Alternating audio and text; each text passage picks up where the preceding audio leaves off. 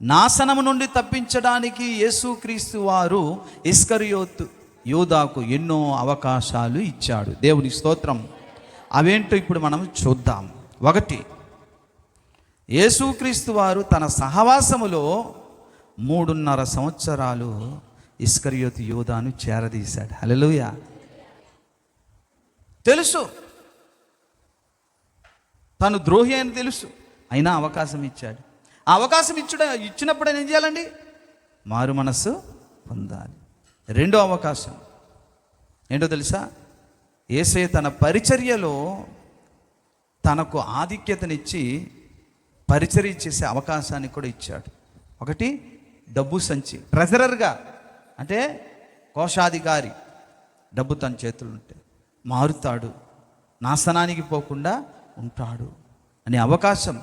పరిచర్యకి ఇద్దరిద్దరుగా వెళ్ళినప్పుడు, ప్రార్థన చేసినప్పుడు, స్వార్థ చేసినప్పుడు దెయ్యాలు భూతాలు పారిపోయి అద్భుతాలు కూడా శిష్యులందరూ చేశారట. అందులో ఇతను కూడా ఉన్నాడు. దేవుని శక్తి ఏంటో, ఆయన పరిచర్యలో ఉన్నట్టు పవర్ ఏంటో చూశాడు. అప్పుడైనా మారు మనసు పొందాలిగా. తర్వాత యేసయ్య చెప్పే వాక్యమంతా వినేవాడు. నాలుగవదిగా, యేసయ్య పరిశుద్ధుడని, యేసు నిజమైన దేవుడని అద్భుతాల ద్వారా కూడా రుజువైపోయింది.